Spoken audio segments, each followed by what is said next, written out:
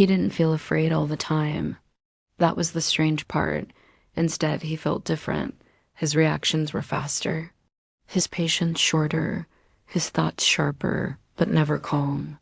Somewhere in the background of his awareness, a quiet idea began to form.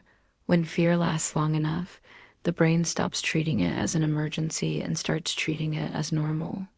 He didn't know it then, but his mind was already changing. The war wasn't happening inside his home. It wasn't happening in his street, but it was happening in his nervous system. Every alert, every image, every story of loss slowly rewired the way his brain responded to the world. What once felt neutral now felt threatening.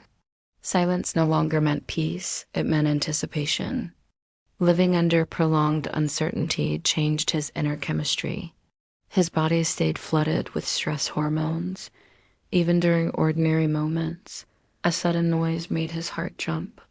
A small problem felt overwhelming. His thoughts moved quickly, always searching for what could go wrong next. Rest felt unfamiliar, almost uncomfortable. During the day, he functioned. He worked, spoke, smiled when expected. But inside, there was a constant tension, like a system running on high voltage. He noticed how difficult it became to focus deeply, how his emotions felt closer to the surface. Irritation, fear, and exhaustion appeared without clear reasons. At night, his brain refused to shut down.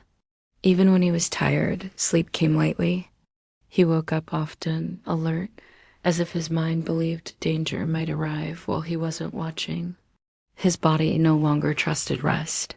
But what happened next would quietly change how he understood himself. One evening, after feeling overwhelmed by a simple task, he paused and noticed his breathing. It was shallow. His jaw was tight. His shoulders were raised. Nothing threatening was happening, yet his body was reacting as if it were. For the first time, he realized that this wasn't just anxiety. It was a nervous system conditioned by prolonged fear. He didn't realize that moment was already reshaping how he viewed his mind. For a long time, he blamed himself. He thought he had become weaker, more irritable, less capable. He wondered why he couldn't handle things the way he used to. What he didn't understand was that his brain chemistry had adapted to survival. Stress responses had become default settings. What followed challenged everything he believed about control and resilience.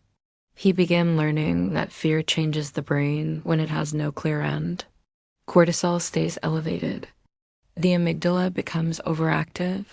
The brain prioritizes detection over reflection.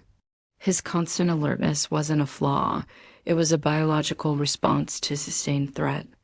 This awareness didn't instantly calm him, but it softened something inside. Instead of fighting his reactions, he started observing them. When anxiety surged, he reminded himself that his brain was trying to protect him, even when protection was no longer necessary. There were setbacks. Days when fear took over again.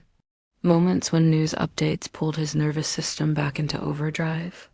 But gradually, he learned how to send his brain different signals. Slower breathing, grounded routines, pauses without stimulation.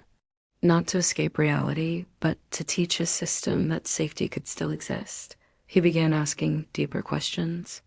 How much of his fear was chemical, not personal? How often did he confuse stress responses with truth? What would happen if he stopped judging his anxiety and started regulating it instead? There was one realization he only understood later. His mind hadn't been damaged by fear. It had been trained by it. And what is trained can slowly be retrained.